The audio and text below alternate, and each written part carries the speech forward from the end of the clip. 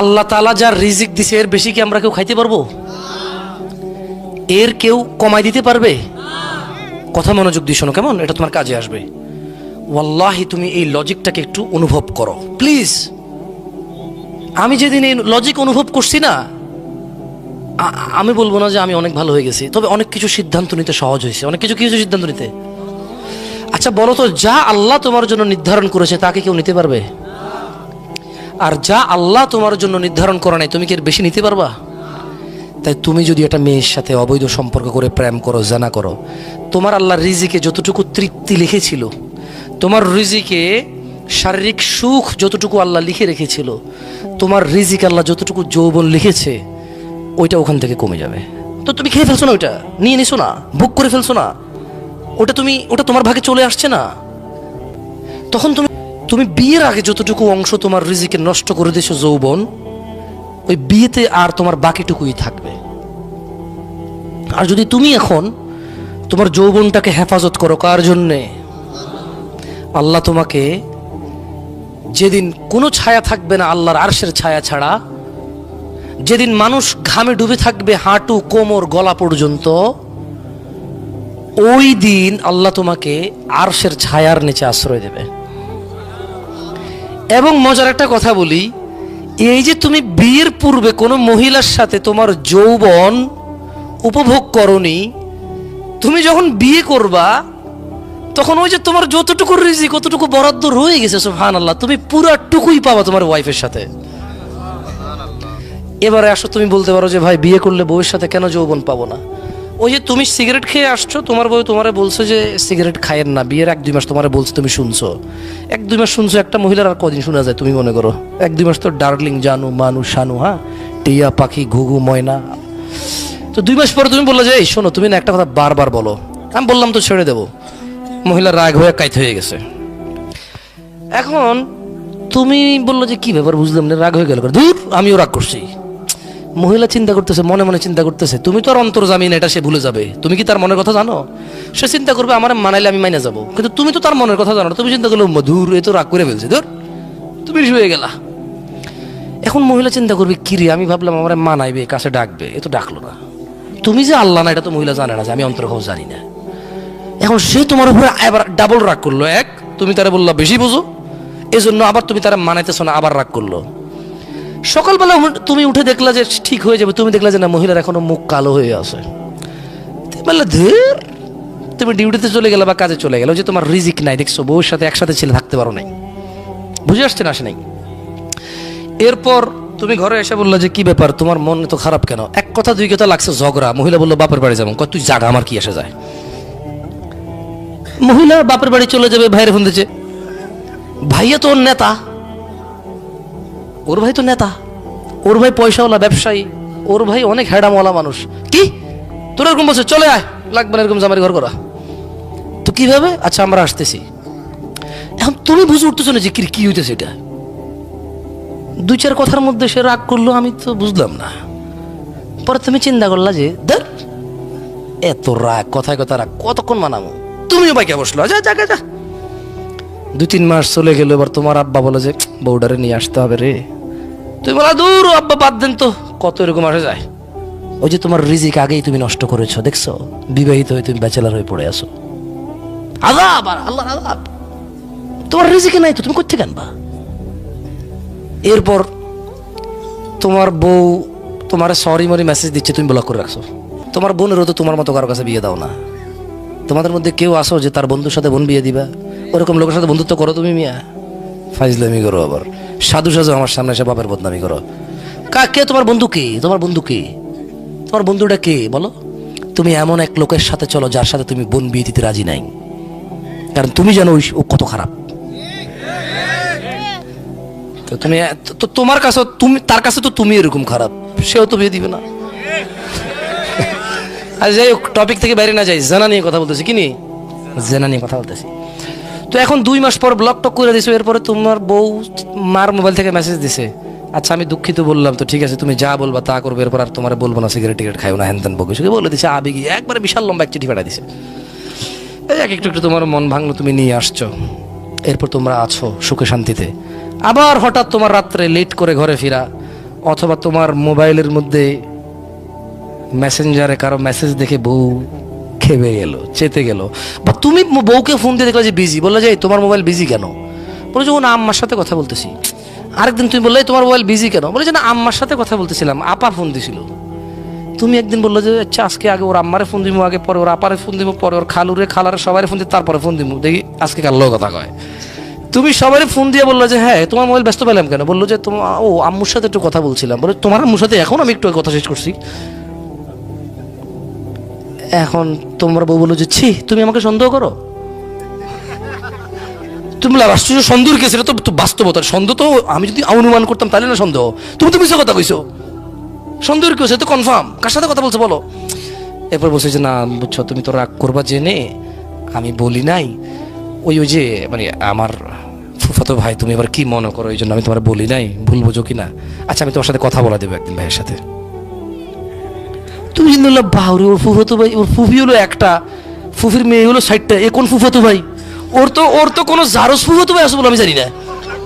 তো ফুফাতো ভাই কই থেকে? তুমি বিয়ের পর দাওয়াত খাইছো না, ফুফির বাড়িতে দাওয়াতে গেছো, খালা শ্বশুরের বাড়িতে দাওয়াতে গেছো, শাশুড়ি না সরি। তো তুমি চিন্তা করলে কি রে, ওর ফুফির তো যার সন্তান আছে বলেও জানি না, যে ছেলে আছে বলে, 4টা মেয়ে আছে এটা জানি, কোন ফুফাতো সাথে পরিচয় করাবে? তুমি গেলে খেপা দেখছো, আবার তোমার বউয়ের সাথে তোমার শুইতে এখন ঘৃণা লাগে। অথবা তোমার মোবাইলে মহিলা বলছে যে আই লাভ ইউ জানু, কবে বউকে তালাক দিয়ে আমাকে আপন করে নিবা। বউ এ মেসেজ দেখা বউর ঘৃণা লাগে তোমার সাথে শুইতে, তোমার সাথে থাকতে। এমন অবস্থায় তুমি তোমার রিজিক থেকে বঞ্চিত কিনা? ছোট ভাই আমার, নির্জনে যৌবন নষ্ট করিও না। You understand what I am saying? তুমি বুঝছো আমি কি বলছি? একাকিত্বে নির্জনে নিজের যৌবন রিজিক, এটা কেমন আমি তোমারে বলি, ওয়াল্লাহি তোমাদের কি হয়েছে ছোট ভাই আমার, তোমরা কেন জিনিসটাকে সহজে নাও না? এরকম মেরে পাশ भी ऐसा है। হাসিও না, একটু মন, একটু দেখো হাসলে তোমার ইচ্ছা। দেখো একজন ধরো তো, এটা এইভাবে ধরো, হ্যাঁ ই তো গয়া। আচ্ছা এটাকে আমরা রিজিক বলি না? কত টাকা আছে এখানে? কত আছে? কেন নাই? 100 কই? ফেলে দিছি, চলে যায় নাই। কি করছি? ফেলে দিছি। মদ খাইছি, কি করছি? মদ খাইছি, কি করছি? আর কত আছে? এখন এখন আমার সম্পদের মধ্যে কত টাকা আছে? এই 100 টাকা ঘষাঘষি করলে এই 100 টাকা কি দিন রাত 24 ঘন্টা ফু দিলে 200 হবে? বালিশের নিচে রেখে দিলে, ফজরের পরে উঠে বগলের নিচে রেখে দৌড়াদৌড়ি করলে, হ্যাঁ হবে? 200 হবে? তো যৌবনটা তো এমন, তোমাকে আল্লাহ যতটুকু দিছে তুমি ওয়াশরুমে ফেলে দিচ্ছ। দেখো ছোট ভাই আমার, আল্লাহ নবী সাল্লাল্লাহু আলাইহি সাল্লাম বলছে লা ইয়াজনি জানি, এত কথা বলি না তো প্লিজ। লা ইয়াজনি জানি, কোন জেনাকারী হিনা ইউজনি, জেনা করে না, ওয়া হুয়া মুমিন, ঈমানদার থাকা অবস্থায় কোন জেনাকারী জেনা করে না। তার মানে যখন মানুষ জানা করতে যায় তার সাথে তার ঈমান থাকে না। যৌবন একটা রিস্ক, অবৈধ পথে।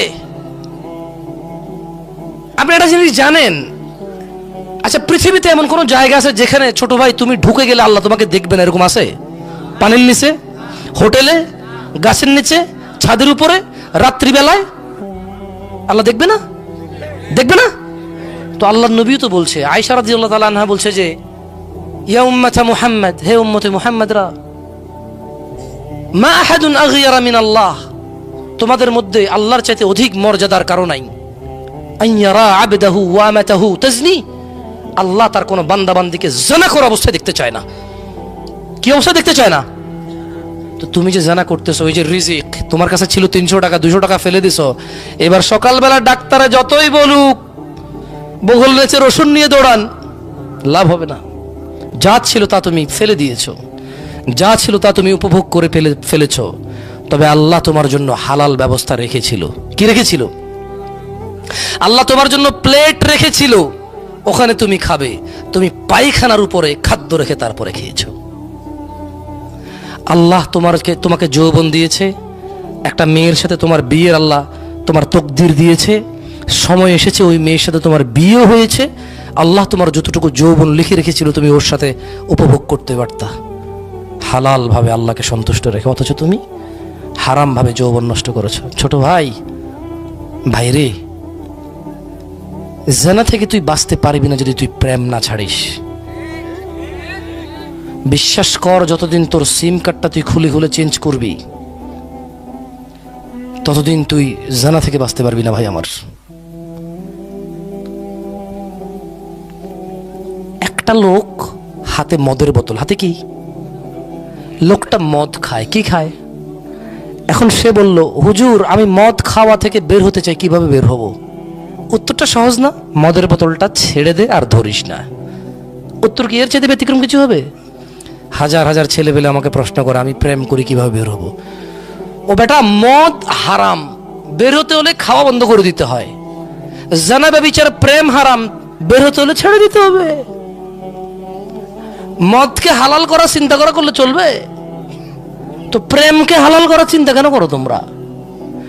ও এই ছোট ভাই আমার, এই কত কত বোকা, আহা কত বিবেকহীন, অথচ সফটওয়্যার ইঞ্জিনিয়ার, অথচ ডাক্তারি পড়ে, অথচ মাশাআল্লাহ ও অনেক ভালো বিচক্ষণ। ও বলে যে প্রেম করে পরে বিয়ে করলে হালাল হয়ে যায়। আরে ভাই, একটা গ্লাসের মধ্যে তুমি মদ ঢালছো, মদ খাইছো, হারাম না হালাল? পরে তুমি একই গ্লাসে ধুয়ে পানি ঢেলে খাইছো, হালাল না হারাম? তো আগে যে মদ খাইছো ওটা হালাল হয়ে গেছে? গ্লাস তো একটা, গ্লাস কয়টা? গ্লাস কয়টা? তো আগে মদ খেয়েছো, এরপর ধুয়ে পানি খেয়েছো, দুধ খেয়েছে ওটাতে, তাই বলে কি আগে যে মদ খেয়েছো ওই মদ হালাল হয়ে যাবে? তদরূপ মেয়ে একটা, বিয়ে না করে সম্পর্ক রেখেছো, হারাম। মেয়ে একটা বিয়ে করে সম্পর্ক করলে আগের হারাম হালাল হবে না, ওটা গুনাহ থেকে যায়। ওটা কি থেকে যায়? ওটার জন্য মাপ চাইতে হবে। যেমনটা বিয়ে না করলে মাপ চাইতে, তুমি এই মেয়েকে বিয়ে না করলে এমনটাই মাপ চাইতে হবে। এই মেয়েকে বিয়ে না করলে যেমনটা গুনাহ, এই মেয়েকে বিয়ে করলো আগের অন্যায়গুলো একেবারে শতভাগ সেম অপরাধ। ভাই আমার, ভাই আমার, লা ইউজনি জানি হিনা ইউজনি ওয়া হুয়া মুমিন। কোন জানাকারী জানা করে না মুমিন থাকা অবস্থায়, সিদ্ধান্ত তোমার। আর শোনো, মুসলমান হয়ে মরতে চাও? হাত তোলো তো। মুসলমান হয়ে মরতে চাও? আল্লাহ তাআলা কবুল করুন।